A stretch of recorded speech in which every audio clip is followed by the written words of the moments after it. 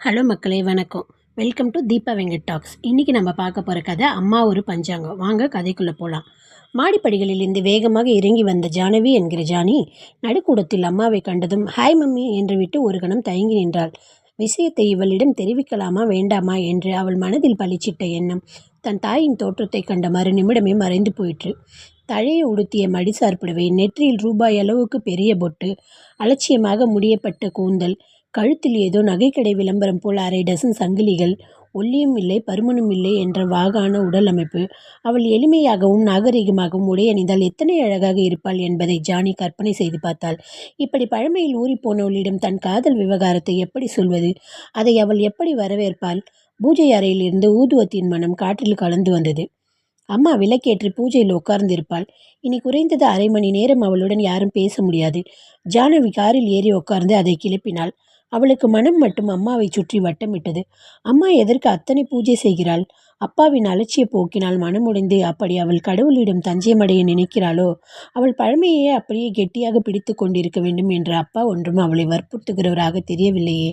ஜானியின் கல்லூரி தோழிகளின் தாய்மார்கள் பலர் அவரை சந்தித்திருக்கிறாள். அவர்களுடன் தன் தாயை நிறுத்தி பார்த்தபோது அமெரிக்க டாலர் நோட்டுகளுக்கு நடுவில் சமுத்திரகுப்தர் காலத்து நாணயத்தை பார்ப்பது போல் இருந்தது அவளுக்கு. 4 வார்த்தைகள் சேர்ந்தாற்போல் ஆங்கிலம் பேச அம்மாவுக்கு தெரியுமோ? சௌந்தரி லகரியும் சுந்தரகாண்டமும் விழுந்து விழுந்து பாராயணம் செய்கிற நேரத்தில் ஒழுங்காக இங்கிலீஷாவது பேச கற்றுக்கொண்டிருக்கலாம் அவள் தாய். அவள் தந்தையோ அதற்கு நேர் எதிரடே. வீட்டில் பூஜை அறை எந்த பக்கம் இருக்கிறது என்று கூட அவருக்கு தெரியாது. விஸ்கியும் ஜின்னும் அவருக்கு தண்ணீர் பட்ட பாடு. சிகார் புகையே மூச்சாக விடுபவர் அவர். தன் மனைவி தனக்கேற்ற முறையில் இல்லை என்கிற குறை நிச்சயம் அவருக்கு இருக்கும். என் மனைவி ஒரு பஞ்சாகம் என்று அவள் காதுபடவே அவர் தன் சிநேகிதர்களிடம் சொல்வதை ஜானி கேட்டிருக்கிறாள். அவர் மனதை உணர்ந்த மனைவியாக அம்மாவால் ஏன் இருக்க முடியவில்லை? அவள் தந்தையும் அவர் ஆஃபீஸில் வேலை பார்த்த ஓரிரு பெண்களையும் இணைத்து அவள் கேட்க நேரிட்ட வதந்திகளுக்கு அம்மாதான் காரணமோ? அவரது ஏமாற்றங்களையும் தாபங்களையும் அம்மா ஏன் புரிந்து கொள்ளவே இல்லை? ஜானி என்று உரத்த குரலில் பின்னால் இருந்து யாரோ அழைப்பதை உணர்ந்து காரை நிறுத்திவிட்டு திரும்பி பார்த்தாள் அவள். வினோத் வேகமாக ஓடி வந்து கொண்டிருந்தான். ஹாய்! புன்முறுவலுடன் அவள் முன்சீட்டின் கதவை திறந்துவிட அவன் ஏறி அமர்ந்தான். அவள் முகவாட்டத்தை கவனிக்க தவறவில்லை. What Johnny, anything wrong with you? அவன் சற்று நெருங்கி வந்து அவள் முகத்தை தன் பக்கமாக திருப்பினான். ஏதாவது ரெஸ்டாரண்ட்டுக்கு போய் காப்பி சாப்பிடலாமா? ரொம்ப டல்லாக இருக்கு என்றாள் அவள். ஷ்வர், திருப்பு. உனக்கு ஆட்சேபனை இல்லை என்றால் என் வீட்டுக்கு போகலாம். உன்னை என் அம்மாவுக்கு அறிமுகப்படுத்த விரும்புகிறேன். வினோத் அவளை ஆவலுடன் பார்த்தான். ஜானி அரை மனதுடன் ஒப்புக்கொண்டாள். அவன் தாய் எப்படி இருப்பாள்? அவர்கள் வீட்டு மருமகளாக என்னை ஏற்றுக்கொள்வார்களா? அந்த திடீர் சந்திப்பை அவள் எதிர்பார்க்கவோ திட்டமிடவோ இல்லை. ஆதலால் தயக்கமாக இருந்தது. டிஃபென்ஸ் காலனியில் வினோத்தின் வீடு இருந்தது. வீட்டின் அழகிய முன்னமைப்பையும் தோட்டத்தையும் பார்த்துவிட்டு, சொந்த வீடா வினோத் என்றாள் அவள். நாங்கள் ஜானியின் அப்பா மாதிரி கம்பெனியில் டைரக்டர்களா சொந்த வீடு கட்ட? ஓ வினோத், இந்த காம்ப்ளெக்ஸை முதலில் உன் மனதில் இருந்து எடு. அந்தஸ்தை சுட்டி காட்டும் விதத்தில் யார் பேசினாலும் எனக்கு பிடிக்காது. சாரி ஜானி, நான் வேடிக்கையாக தான் அதை சொன்னேன். ஜானி வட இந்திய வழக்கப்படி அவள் கால்களை தொட்டு வணங்கினாள். வினோத்தின் முகமலர்ச்சியில் இருந்த ஜானி யார் என்பதை புரிந்து கொண்டு விட்ட தாய், அட அசட்டு மகனை, வீட்டுக்கு வரப்போகிற மருமகளை இப்படிதான் திடீரென்று சொல்லாமல் கொள்ளாமல் அழைத்து வந்து நிற்பார்களா? கொடுப்பதற்கு இனிப்பு கூட இல்லையே என்று பரபரத்தவள ஜானிக்கு ஆசி கூறி தலையை அன்புடன் வருடிவிட்டு, பேசிக்கொண்டிருங்கள், இதோ ஒரு நொடியில் வந்து விடுகிறேன் என்று உள்ளே போனாள். இதே இடத்தில் அவளுக்கு பதில் வினோத் நின்று தன் தாயை வணங்கினால் என்ன நடக்கும் என்று ஜானி ஒரு கணம் கற்பனை செய்து பார்த்தாள். முகத்தை கடுமையாக வைத்துக்கொண்டு வினோத்தை வெறுப்புடன் பார்க்கும் தாய் அம்புஜத்தின் முகம் அவள் கண்முன்னில் தோன்றி மறைந்தது. அப்பா நாகரிகமானவர், ஒன்றும் சொல்ல மாட்டார். அம்மாவை சமாளிப்பதுதான் அவளுக்கு பிரச்சனையாக இருக்கப் போகிறது. அம்மாவின் ஒப்புதல் இன்றியே அவள் திருமணம் நடக்க வேண்டிய சூழ்நிலை உருவாகலாம். அப்போது என்ன செய்வது? வினோத்தின் தங்கை வினிதா ஆஃபீஸில் இருந்து வந்தவள் சட்டென்று ஜானியை புரிந்து கொண்டு ஹாய் மன்னி என்று புன்னகைத்தாள். ஹலோ வினி, என்ன அண்ணா இது, இப்படி முன்னறிவிப்பு இல்லாமல் மன்னியை அழைத்து வந்து எல்லோருக்கும் ஒரு இனிய ஆச்சரியத்தை கொடுக்குற? Good choice, congrats. Thank you Vini. Vinod ஜானியை ஆர்வத்துடன் பார்த்து சிரித்தான். அவள் வெட்கத்தில் முகம் சிவந்து போனாள். என்ன அன்பான குடும்பம் இது! தன் வீட்டில் மட்டும் இப்படிப்பட்ட பாசத்தின் இறுக்கத்தை அவள் ஏன் உணரவில்லை? ஒருவேளை அந்தஸ்து உயர்கையில் அன்பும் பாசமும் இருக்கிற இடம் தெரியாமல் ஒளிந்து கொண்டு மனித உறவுகளிலே ஒரு செயற்கைத்தன்மை வந்துவிடுமோ? அன்று வீடு திரும்பிய பின்னும் அவள் மனம் அதை பற்றியே யோசித்து குழம்பிக் கொண்டிருந்தது. ஒரு வாரத்திற்கு பிறகு ஒரு வெள்ளிக்கிழமை அன்று ஜானி தன் தோழியின் பிறந்த நாளை கொண்டாடிவிட்டு இரவு 8 மணிக்கு திரும்பி வந்தாள். அவள் தந்தை நாதன் வரவேற்பறையில் சிகாரை புகைத்து கொண்டு கையில் பிரித்து வைத்த புத்தகத்துடன் உட்கார்ந்திருந்தார். எதிரே இந்த கண்ணாடி டம்ளருக்குள் விஸ்கியில் மிதந்த ஐஸ் தன்னை கரைத்து அதனுடன் ஐக்கியப்படுத்தி கொண்டிருந்தது. ஜானியை பார்த்ததும் நாதன், ஹாய் ஜானி, யாரோ வினோத் என்கிறன் உன்னை ஃபோனில் கூப்பிட்டான் என்றார். அவள் அவர் முகத்தை உற்று பார்த்தாள். இதையே தகுந்த சந்தர்ப்பமாக நினைத்து வினோத்தை பற்றி அவரிடம் சொல்லிவிட்டாள். என்ன? டாடி, வினோத் எம்ஏ கடைசி வருடம் படிக்கிறான். அடுத்த ஆண்டு ஐஏஎஸ் எழுத போகிறான். உங்களை சந்திக்க ஆசைப்படுறான். நான் உங்கள் சௌகரியத்தை கேட்டு சொல்வதாக சொன்னேன். ஜானி துணிச்சலான பெண்தான் என்றாலும் அப்போது ஏனோ குரல் எழும்ப மறுத்தது. புத்தகத்தை புரட்டியவாறு அலட்சியமான குரலில் நாதன் கேட்டார். ஏன், எதுக்கு பார்க்கணும்? ஏதாவது வேலைக்கு சிபாரிசு வேணுமா, இல்லை வேலை வேணுமா? அவர் கேட்ட கேள்விகள், அதை அவர் கேட்ட விதம் எதுவுமே ஜானிக்கு பிடிக்கவில்லை. No daddy, just like that பார்க்க விரும்புகிறான். அவள் முகத்தில் கோபமும் நாணமும் சிவப்பேற்றின. அவள் என்ன சொல்ல விரும்புகிறாள் என்பது நாதனுக்கு புரிந்துவிட்டது. ஜானி, அவர் சற்று கடுமையாகவே அழைத்தார். நீ எதுவும் சொல்வதற்கு முன்னால் I want to to understand one thing. நீ சொல்லுகிற அந்த மாணவன் ஏதோ பரீட்சை எழுதி பாஸ் பண்ணி சர்க்கார் உத்தியோகம் பார்த்து காட்டிட போகிறான்னு மட்டும் நம்பி சமூக அந்தஸ்து இல்லாதவனை உனக்கு பார்ட்னராக தேர்ந்தெடுத்துறாத. இந்த விஷயத்தில் என் கௌரவத்துக்கு பங்கம் வராமல் நீ நடந்துக்கணும்னு நான் எதிர்பார்க்குறேன். அவர் என்ன சொல்லி புரிய வைக்க விரும்புகிறார்? சமூக அந்தஸ்து என்று அவர் குறிப்பிடுவது வெறும் பணத்தை என்றால் அது வினோத்திடமில்லை. ஆனால் அன்பும் மகிழ்ச்சியும் மன அமைதியும் எடுக்க எடுக்க குறையாத பணக்கார குடும்பம் அவனுடையது. அவர்கள் வீட்டில் இருக்கிற சந்தோஷமும் கலகலப்பும் இங்கில்லையே. ஜானி ஓடிப்போய் தன் அறைக்குள் புகுந்து கொண்டாள். அவள் மனம் குழம்பிய நிலையில் இருந்தது. கண்ணீர் ஏனோ அடக்க முடியாமல் பொங்கி வந்தது. வெளியளவுக்கு நாகரிக வேஷம் போடும் அப்பா சிகார் புகைப்பதிலும் மது அருந்துவதிலும் காக்டெயில் விருந்து நடத்துவதிலும் டிப்டாப்பாக உடை அணிவதிலும் மேற்கத்தியரை காப்பியடிக்கும் அப்பா மனதளவில் இன்னும் பணம் அந்தஸ்து என்று கணக்கு போடும் 10ஆம் பஸ்லிதான் என்று தெரிந்து கொண்டதில் அவளுக்கு எத்தனை பெரிய ஏமாற்றம்! ஓ, எத்தனை பெரிய அதிர்ச்சி இது! அப்பாவே வினோத்தை ஏற்க மறுத்தால் அம்மா மட்டும் எப்படி அவர்கள் திருமணத்தை வரவேற்பாள்? வினோத் வரவே வேண்டாம், வந்து வீணாக அவமானப்பட வேண்டாம். அதை அவளால் தாங்கவே முடியாது. அவனுக்கு எப்படியாவது ஃபோன் செய்து தடுக்க வேண்டும். அவர்கள் திருமணத்தை பற்றி யோசித்து முடிவெடுத்தால் போயிற்று. அவள் அவனைத்தான் மணப்பாள். அது எப்போது என்பது தீர்மானிக்கப்பட வேண்டிய விஷயம். மறுநாள் பொழுது விடுந்ததிலிருந்து டெலிஃபோன் மட்டும் கெட்டு கிடந்தது. இப்போது என்ன செய்யலாம்? கல்லூரிக்கு போகவும் மூடில்லை, சாப்பிட பிடிக்கவில்லை, படுக்கையிலிருந்து எழுந்து குளிக்கக்கூட மனமில்லை.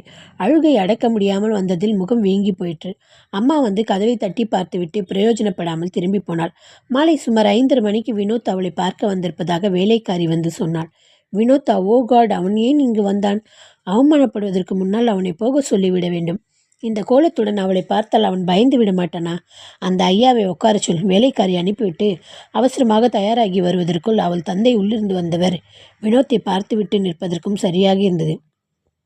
அவள் தவிர்க்க விரும்பியது நடக்கப் போகிறது. ஜானின் உடலில் ரத்தம் உறைவது போல இருந்தது. வினோத் அவரை பார்த்தது மரியாதையுடன் எழுந்து நின்று வணக்கம் தெரிவித்தான். யார் நீ? ஐ எம் வினோத் சார் என்றான் அவன் அடக்கமாக. ஓ, விசிட்டர்கள் வெளி வராண்டதில் தான் வெயிட் பண்ணணும். வரவேற்பில் நான் என் சிநேகிதர்களும் பிஸ்னஸ் அதிகாரிகளையும் சந்திப்பது வழக்கம். சாரி சார், அனுமதி கிடைத்தால் தான் உள்ளே வரணும் என்கிற எலிமெண்ட்ரி மேனர்ஸ் கூட தெரியாமல் நீ என்ன எம்ஏ படிக்கிற? வினோத்தின் முகம் சிரித்தது. Sorry sir. அவன் வெளியேறினான். அவனை கடந்து கொண்டு அவர் வேகமாக காரில் ஏறி அமர்ந்து கிளம்பி போய்விட்டார். வினோத் ஜானி பின்னால் ஓடி வந்தாள். அவரை தப்பாக எடுத்துக்கொள்ளாதே, 2 நாள்களாக அவர் மூடில் இல்லை. அவள் மன்னிப்பு கேட்கும் குரலில் அவனிடம் சொன்னாள். ஹலோ ஜானி, நான் உன்னை பார்க்கத்தான் வந்தேன். இன்று நீ வகுப்புக்கு வரவில்லை என்றதும் உடம்பு சரியில்லையோ என்று கவலையாக இருந்தது. சட்டென்று சிரிக்க முயன்றாய். ஓ வினோத், நீ ஏன் இங்கு வந்தாய்? சீக்கிரம் போய்விடு. இந்த மாதிரி பங்களாவில் வாழ்கிறவர்களுக்கு இதயம் கிடையாது. மற்றவர் கண்களில் ரத்தம் கசிந்தால் கூட அவர்கள் இறக்கப்பட மாட்டார்கள். ஜானி கைகளில் முகத்தை புதைத்து கொண்டு அழுதாள். ஜானி, என்ன இது? எதற்காக மனசை இப்படி அலட்டிக்கிறே? வினோத் அவளை அணைத்தவாறு உள்ளே அழைத்து வந்தான். தன் கைக்குட்டியை எடுத்து அவள் கண்களை துடைத்தான். I love you darling. உட்கார் வினோத். அம்மாவின் குரல் பின்னால் இருந்து வரவே இருவரும் திடுக்கிட்டார்கள். இன்று காலையிலிருந்து அவள் ஒன்றும் சாப்பிடவில்லை. இப்போதுதான் ரூமை விட்டே வெளியே வந்திருக்கிறாள். உன்னுடன் அவளும் ஏதாவது சாப்பிடட்டும். அம்மா உடைந்த ஹிந்தியில் சொல்லி களங்கமில்லாமல் சிரித்தாள். ஜானி அவசரமாக முகத்தை துடைத்து கொண்டு, அம்மா, இது வினோத் மேக்தா. வினோத், இது என் மதர். அவள் இருவரையும் அறிமுகப்படுத்தினாள். ஜானி, நீ பேசிக்கொண்டிரு, நான் டிஃபன் காப்பி அனுப்புகிறேன். அம்மா உள்ளே போக எத்தனித்தாள். ஜானி மறுபடியும் திகைத்தாள். டிஃபன் எல்லாம் எதற்கு? வினோத் மறுக்க பார்த்தான். இருக்கட்டும், முதல் முறை வருகிற, அதுவும் நீ ஜானியின் விசேஷ விருந்தினன் இல்லையா? அம்மா சிரிப்புடன் சொல்லிவிட்டு உள்ளே போனாள். டிஃபன் காப்பி சாப்பிட்டு விட்டு வினோத் கிளம்புவதற்குள் நன்றாக இருட்டிவிட்டது. பஸ் ஸ்டாப் வரை சென்று அவனை வழி அனுப்பி ஜானியிடம் வினோத் சொன்னான். உங்கள் அம்மாவை எனக்கு மிகவும் பிடித்திருக்கு. ஜானி அன்று நடந்தது எதையுமே நம்ப முடியாதுள்ள அறைக்கு திரும்பிய போது மேசை மீது அவள் பெயரிட்ட கடிதம் ஒன்றிருந்தது. அதை அவள் ஆவலுடன் எடுத்து பிரித்து படித்தாள். கண்மணி ஜானகி, இந்த கடிதம் உனக்கு வியப்பை அளிக்கலாம். இத்தனை நாள் ஒரு பட்டிக்காட்டு பஞ்சாங்கமாய் நீ எண்ணியிருந்த நான் கூட இப்படியெல்லாம் எழுதுவேனா என்று நீ ஆச்சரியப்படலாம். மனதுக்கும் வெளி தோட்டத்துக்கும் சம்பந்தம் இருக்க வேண்டும் என்பதில்லை. அந்த மனதின் ஆசைகளை எப்படி சாகடித்து கொண்டு வாழ்ந்தேன் என்பது உனக்கு தெரிய வேண்டும். இதை நேரில் என்னால் உன்னிடம் சொல்ல முடியாது. என் நெஞ்சில் புதையென்றிருக்கிற துக்கமெல்லாம் தொண்டையில் இறங்கி நான் வாயடைத்து போவேன். அதனால் தான் எழுதுகிறேன். நான் சின்ன வயசிலே திருமுகமாகி புக்ககம் வந்துவிட்டவள். கணவருக்காக அவர் பெற்றோர்களையும் அவர்களுக்காக எனது அலட்சிய போக்கையும் அனுசரித்து போக பழக்கி கொண்டவள். என் மனதிலே 1000 ஆசைகள். நானும் மற்ற பெண்களைப் போல் நைலானும் வாயிலும் அணிந்து கொள்ள ஆசைப்பட்டேன். கணவருடன் சினிமா பார்க்க ஆசைப்பட்டேன். 7ஆம் வகுப்போடு நின்றுவிட்ட படிப்பை தொடர ஆசைப்பட்டேன். ஆங்கிலம் பேசவும் படிக்கவும் கற்றுக்கொள்ள ஆசைப்பட்டேன். நகைகளை கழற்றிவிட்டு எளிமையாக இருக்க ஆசைப்பட்டேன். ஆயின் பழங்கால பழக்க வழக்கங்களை ஊறிப்போன நான் சின்ன வயசிலே திருமணமாகி புக்ககம் வந்துவிட்டவள். கணவருக்காக அவர் பெற்றோர்களையும் அவர்களுக்காக அவரது அலட்சிய போக்கையும் அனுசரித்து போக பழகி கொண்டவள். என் மனதிலோ 1000 ஆசைகள். நானும் மற்ற பெண்களைப் போல் நைலானும் வாயிலும் அணிந்து கொள்ள ஆசைப்பட்டேன். கணவனுடன் சினிமா பார்க்க ஆசைப்பட்டேன். 7ஆம் வகுப்போடு நின்றுவிட்ட படிப்பை தொடர ஆசைப்பட்டேன். ஆங்கிலம் பேசவும் படிக்கவும் கற்றுக்கொள்ள ஆசைப்பட்டேன். நகைகளை கழற்றிவிட்டு எளிமையாக இருக்க ஆசைப்பட்டேன். ஆயின் பழங்கால பழக்க வழக்கங்களில் ஊறிப்போன உன் தாத்தாவும் பாட்டியும் அந்த ஆசைகள் மலராமலே கருகிவிடக்கூடிய சூழ்நிலையை ஏற்படுத்தி புண்ணியம் கட்டி கொண்டார்கள். தங்கள் ஒரே மகனை எங்கே நான் வசியப்படுத்தி விடுவேனோ என்று பயப்பட்டார்கள். அவர்கள் அனுமதியின்றி நான் உன் அப்பாவினுடைய அறைக்குள் போக முடியாது. அவருடன் பேச முடியாது. ஒரு மனைவி என்பவளுக்கு அந்த சுதந்திரம் கூட இல்லை என்றால் என்ன வெட்கக்கேடு. ஏதோ விதி இருந்தது, நீ பிறந்தாய். உன் தந்தை என்னை பஞ்சாங்கம் என்று மட்டம் தட்டினாரே தவிர தன் பெற்றோர்களை கண்டிக்கவே இல்லை. அவர்களது கட்டுப்பாடுகளில் இருந்து என்னை மீட்கவும் உதவவில்லை. என் மனதில் தேங்கிவிட்ட ஆசைகளை அவர் புரிந்து கொள்ளவும் இல்லை. மாறாக உலகமே தன்னை ஏமாற்றி விட்டதாக கற்பனை செய்து கொண்டு மது அருந்த துவங்கினார். ஒரு மனைவிக்குரிய உரிமைகளை அவர் தராதது இருக்கட்டும், பெண்ணுக்குரிய மரியாதையை கூட அவர் அளிக்கவில்லை. மனதில் நெருக்கமோ சிநேகமோ இல்லாத பின் அந்த தாம்பத்தியம் இயந்திர வாழ்க்கைதான். அதில் என்ன சுவை இருக்க முடியும்? உன் வாழ்க்கையாவது நல்லபடியாக அமைய வேண்டும் என்று தினமும் பிரார்த்தித்துக் கொண்டேன். அது வீண் போகவில்லை. வினோத் நல்ல பையன். உன் மனம் கோணாமல் நடப்பான். ஒரு திருமணத்திற்கு முதலில் ஒருமித்த 2 மனங்கள் தேவை. மற்ற லௌகீகங்கள் 2ஆம் பட்சம். நிறைவுள்ள வாழ்க்கை உனக்காவது கிடைக்கட்டும். இது நாள் வரை உன் தாத்தா பாட்டியை பற்றி உன் அப்பாவிடம் நான் குறை சொன்னது கிடையாது. என் உரிமைகளுக்காக குரல் உயர்த்தி போராடியது கிடையாது. அவர்கள் மறைந்த பின்னரும் அதே தடத்தில் ஓடும் ரயிலைப் போல் என் வாழ்க்கை தொடர்கிறது. அதை இனி மாற்ற முடியாது. ஆனால் உனக்காக என் குரல் உயரும். என் முழு மனதான ஆசைகள் உங்களுக்கு உண்டு. அப்பாவை சம்மதிக்க வைப்பது என் பொறுப்பு. உன் வழக்குக்காக வாதாடப் போடும் வக்கீலாக என்னை நாளை நீ பார்க்கப் போகிறாய். தைரியமாக இரு. நான் உன் கட்சி. அம்மா. Mummy, your really great. எத்தனை பொறுமைசாலி. உனக்கு எத்தனை பரந்த மனப்பான்மை. உன்னை போய் நானும் அப்பாவைப் போல் பஞ்சாங்கம் என்று நினைத்தேனே. அப்பா வெளியுலகுக்காக நாகரிக வேஷம் போடுகிறாரே தவிர அவர்தான் உண்மையில் பஞ்சாங்கம். நான் உன்னை அம்மாவாக அடைய ரொம்ப லக்கியாக இருக்கணும். ஜானிக்கு அந்த நிமிடமே ஓடிப்போய் தன் தாயின் கழுத்தை இறுக கட்டி கொள்ள வேண்டும் போல் இருந்தது. இந்த கதை உங்களுக்கு பிடிச்சிருந்ததுன்னா என் சேனலை லைக் பண்ணுங்கள், ஷேர் பண்ணுங்கள், மறக்காமல் சப்ஸ்கிரைப் பண்ணுங்கள். அப்போ தான் இது போல் நல்ல நல்ல கதைகளை நீங்கள் கேட்க முடியும்.